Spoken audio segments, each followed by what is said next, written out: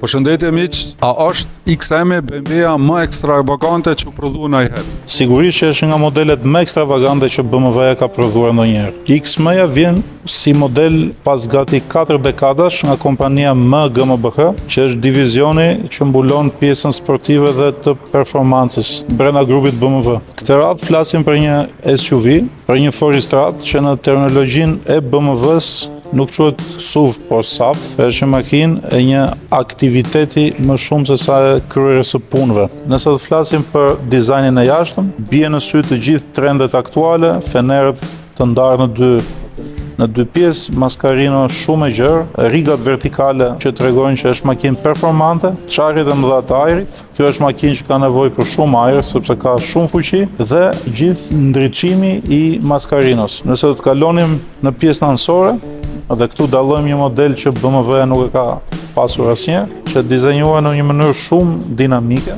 dhe shikojmë një element që është kjo korniza e zezë që përshkron dritaret. Disjet 23 që flasin vetë nuk ka nevojë për koment, ata tregojnë potencën e makinës. Në pjesën e pasme është shumë horizontal, shumë i gjerë.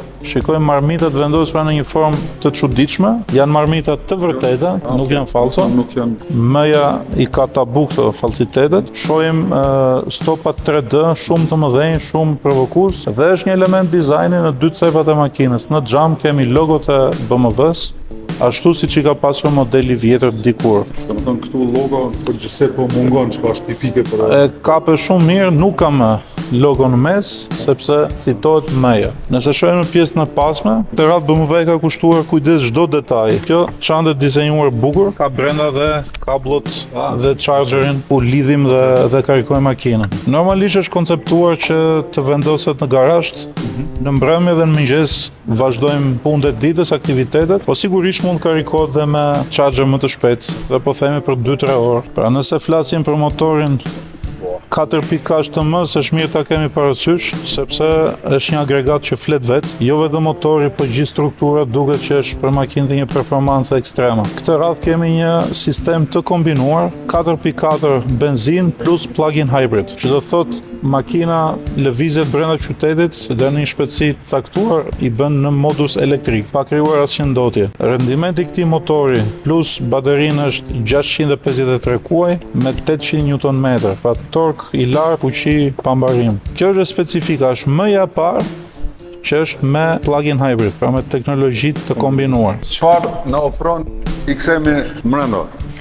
Si po ndihesh nëse dilje? Sigurisht mirë. Ta bëj këtë pyetje sepse kemi një kontrast të vogël, se dilet janë tipike të M-s, shumë sportive, me shumë lëvizje, me emblemat e XM-s. E njëjta gjë vlen dhe për timonin, është i njëjti timon që jemi mësuar të kemi, me butona special, me ngjyrat tipike dhe me logo. Çdo shofer i M-s ka një objekt që nga i cili nuk e hiq dorë asnjëherë. Kjo është leva e marshit. Një M duhet të ketë gjithmonë levën e marshit, si shenjë të kontrollit që shoferi ka mbi makinën. Nëse jemi brenda, shikojmë crosscoatin, që është ekrani tashmë i njohur për ne edhe nga modelet e tjera, materiale shumë fine, karbon i vërtet, mat dhe të gjithë sipërfaqet me logo, me lëkurë shumë ekskluzive. Ky model ka një risi që ka tavanin 3D dhe jo vetëm kaq, por ka dhe 100 njësi LED në tavan, të cilat animohen në 4 moduse të ndryshme. Kanë shkuar aq shumë me teprime dhe me ekstravagancën, saqë dhe muzikën e ka kompozuar Hans Zimmer, për atë quhet Iconic Sound. Çka ka qenë arsyeja BMW me dalë me një version kretëri? BMW-ja sigurisht që është një kompani dinamike, është një markë që jeton me aktualitetin dhe shef dhe klientel të re apo orientohet pas klientëve potencial të rinj dhe pas shtresave të tjera që dikur nuk kanë përdorur BMW. E veçanta e XM-it është çka mua po më pëlqen, është ekstravagant, por jo ordinari. Unë do të isha kurioz për të ditur, a është kjo një M e vërtet në sytë tuaj si klient potencial dhe është ky drejtimi i dur që BMW të ndjek në të ardhmen? Po, absolutisht, unë mendoj që është një kombinim i jashtëzakonshëm, nuk i mungon diçka nga M-Power, po vetëm që kanë shtuar edhe disa elemente shtesë. Është vërtet.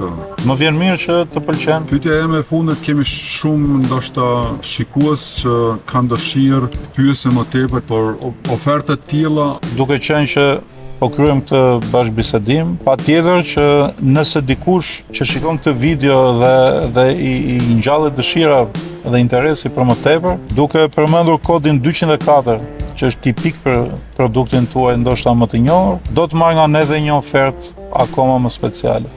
Faleminderit shumë. Me kënaqësi.